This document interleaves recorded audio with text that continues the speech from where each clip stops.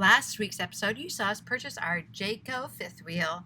This episode, you're going to see what we learned at our next destination. POA! Let's go to our spot. Site 23. On this episode on Proceeding Onward in America. Pretty easy, one-person type of job. So I almost made a big mistake earlier, hitting it or running it over. Yep, 4,000 pounds to 17,000 pounds.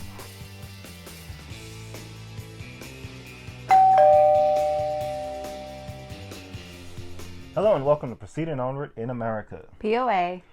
I'm Fabian. And I'm Becky. In this video, we're going to talk about the top 10 things that we learned ever since buying this fifth wheel that is completely different from our travel trailer we had. Yes, we have been full-timing since 2018 in our 19 RBS vintage cruiser from Gulfstream. And we have now purchased our big fifth wheel from Jayco Northpoint 377 RLBH. And there's some differences. Yes, like for one, this is twice the size. More than twice the size. We went from 19 feet to 43 feet. With 0 slides to 4 slides. Wowzers. 4,000 pounds to 17,000 pounds. Holy moly. Yes. So this is a big upgrade for us. And we're definitely happy we had Woody as a training travel trailer running cross country with, because it was the simplest thing to get out and do things and not have to worry about so much. And that's what this video is basically about, the things that we now have to worry about and put extra precaution into that we didn't really have to with Woody. Not as much as this one though, because this is a little bit more responsibilities. Remember, with great power comes great responsibility. So let's get to it. These are in no particular order, by the way, but some of the things that we learned while we're driving. Yes. And the first one is knowing your height and your weight. This one is 13.6 and Woody was only 10.2. And we was worried about the height when we got Woody. So we measured it, came up to 10.2. I put it in my head 10.5 and I've drilled it in my brains 10.5. Just have a little bit extra clearance. And maybe that was a little bit over precaution. But it kind of helped me stay away from low bridges, and there's not a lot of low bridges you can come across for that. But then we end up coming across that situation one time in Connecticut. Yeah, on the Sawmill Parkway. And we freaked out. And ever since the 8'8" bridge, which we'll put up there, and that lesson learned, we have been very cautious about how high our RV goes. So now that we have a 13.6 RV, it's a lot more bridges we have to worry about. So we have to read these clearance signs a lot more than we used to before and make sure that we have our clearance. And also our weight, because your Google Maps or Apple or whoever you use for your GPS does not calculate into your weight. And we almost went over a bridge that was 13 tons. For 13 tons, which we were over that amount and we would not have been able to back up. We would have gotten stuck. Yep. So make sure you look around, get a trucker's GPS possibly, which we will look into as we start traveling more. Yep. And that's the next thing that I think that we need to invest in, is it can help save your life, because maybe that GPS can actually give you directions that's going to be truck safety or RV safety, and not going to take you to the fastest route there. It's going to take you the safest route there. Yep. So a little bit extra money. If you have a trucker's GPS or an RV GPS, comment down below. Let us know what you have so we can possibly purchase the same one. Yeah. Let us know what you like about it. What you like about it, what you hate about it. Now, speaking of clearances, as we pulled into this KOA and everything, we had a bridge that was 13.8 and we're 13.6. And we got a little worried. However, once we got into the campground, we felt a little secure because it was a KOA. Yep. You would think that they cleared off all of their trees and all the electric lines are at least 14 feet and higher. But as we pulled into a site, there was an electrical line that was a little bit too short. Yeah.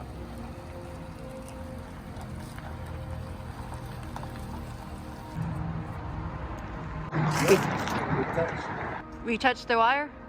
Yeah, we definitely hit it. So don't back up, I guess. If we had backed up, we would have snagged. Yep. So because it just barely touched our AC, and being our AC have that curvature, it just kind of like rolled over it. Yeah. Which was good, but if we would have backed up, I think we would have grabbed it and pulled it out of socket. Yeah, so make sure you check your area before you get in. Yep, check your sides, your tops, and everything to make sure that your slides can open up, as well as your height is capable of fitting in those sites. It's pretty much your responsibility to make sure that you can fit. And if you feel that you can't fit, or you feel like you can't even drive it in, call them up and say, I need a different site. This ain't gonna work. Yeah. Next on the list is check the area around your site. Absolutely. Just make sure that you check the area, because people can move stuff like the picnic tables Or the fire pit. or the fire pit, and then you're hitting it or running it over. Yep. All right, slides out, extend.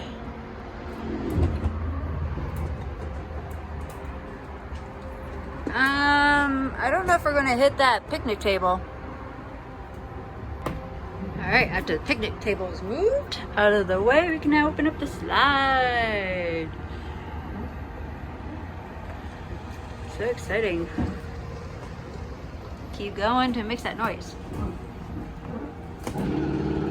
Like I said, check your sites. Make sure that your slides are clear. Make sure that you're driving over clear ground. Make sure that you can fit with your height, your width, and everything in between.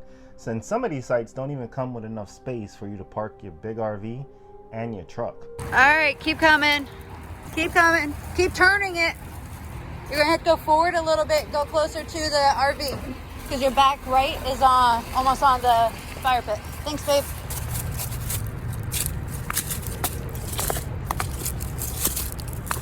Okay. You're doing great. You're doing great, babe. Keep coming. So yes, make sure that there's nothing on the sides, so when you put the slides out, you're not going to hit Anything. a tree, picnic table, or the Nope. power water stand. Before with Woody, all we had to do was just pull on in and then worry about no slides. Yeah, it's nice and easy. So speaking of on the sides and so forth, when you're driving, you have your mirrors that can extend out to see where your tires go. Yes, your side view mirrors, mostly 250s, 350s, and all of them bigger trucks, they have those big wide mirrors. And your bottom mirror is one thing that we pretty much learned as well as we upgraded, is your bottom mirror is basically for your back tires. Now when you extend them out, they are supposed to be tracking your trailer tires now. And it's basically just so you know where your back tire is at. Now when you're backing it up, keep an eye on your trailer tires, and when you're going forward and making turns, keep an eye on your trailer tires before you make that turn. Now, outside you looked into, make sure you check the inside as well. Yes, because your RV has been rocking and rolling down the highway, and a lot of things can probably get loose. Yeah. Like one thing that got loose was our window. Whoops, we drove with the window open. Boy, did we get lucky. We checked it when we left and it was closed, but obviously it wasn't closed good enough that all the rocking and rolling twisted the knob and opened up the window, and we thought we was riding the whole time with the window open. So so even though we did the pre-checks, we didn't make sure everything was secure properly in the right way. And just like that, you have to make sure that all your cabinets, your doors, and everything is securely locked and latched in the locking and latching position. Yep, even your bathroom with the glass doors and everything else. Yeah, sometimes, even though you securely lock them, sometimes the good bump just releases it anyway, and then it still causes problems. So when you're opening up your slides, go inside, and if you can, look around your slide and make sure that nothing has fallen or opened up that can cause serious damages. Exactly. So in the mid-bunk room, we actually have some drawers that are low. If they decide to open up, that can cause some serious damage to the slide. What makes this a little bit difficult is that we can't really crawl back there to actually see what's going on. So it's a little bit, we gotta basically use our ears to make sure we don't hear anything grabbing the slide. Or you open the slide very slowly and just enough so you can squeeze on through to double check to make sure. So if you have little kids, that's their new job. Yes, that could actually be their job. Yeah. Ha. So make sure that your slides are free and clear on the outside and in the inside. And next on our list is our checklist. Now, with our travel trailer, we had a checklist, but we never had it written down or documented like that. We just basically always had it memorized. And we always looked after another. So after I'd done something, she would probably walk around with make sure that I did everything, and I would do the same thing for her. But this is kind of like a two-person job. Inside and outside. So with the travel trailer, we had no slides, so we didn't have to worry about the slides. So I did the inside, just getting it prepped inside. He did all the outside. Our jacks and everything were hand crank instead of electric. Yep. So that was real easy to just go up and down with. And attaching the truck or detaching, pretty easy, one person type of job. But with this, however, there's a lot of electronics to it, and with the hitches on the bed of the truck, you need somebody there to make sure that when you are detaching that it has enough gap to come off. Definitely at night when you can't see that well. Like with detaching with this, we need somebody to control the electronical jacks to bring it down and lift up the camper, and we can't lift it up too much or else it's gonna pick up the truck. So we need just that proper gap so I can release the pin and the truck is free. And our next one thing that we want to recommend is record everything at the dealership. Yes. Take out your phone, hit that record button, and everything they tell you on how to operate whatever it is you're operating that you never operated before, record it. Record every moment. Absolutely. And then save it.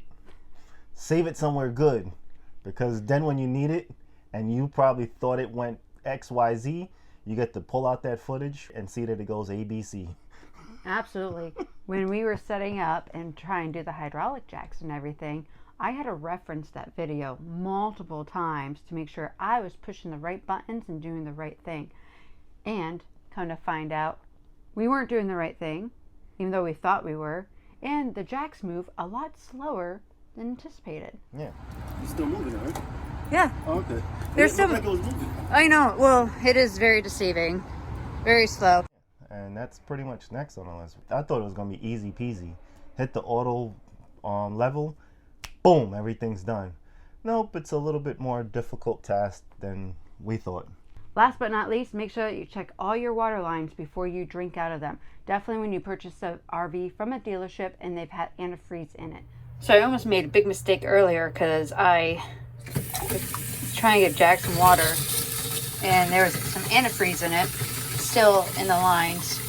So I almost put antifreeze in my dog's water bowl. That's fantastic. So run all your lines prior. So what did you think of all the lessons that we learned? Comment down below and let us know if there's any more that you think we should add. I think we have a minor problem. I cannot get that top one. I am too short. Okay, so far we are doing our first close-up. I look like a disaster, I'm sorry. We're going to see how everything goes. That's going to go in the cart. And so forth. So far we closed up 3 of the slides. I'm not going to lie, I freaked out at first because when slide number 2 started coming in, it started like this and then came in. And does it do that? So I freaked out a little bit. But then we just continued coming and it came all the way in. I don't know. But we'll get slide number 4 in and then we'll be outside doing all this stuff. All right, there's our first KOA.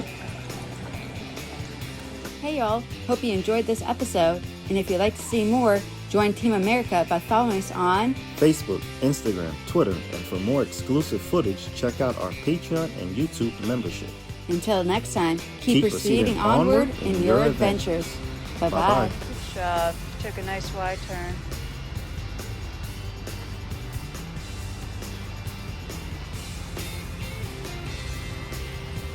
All right.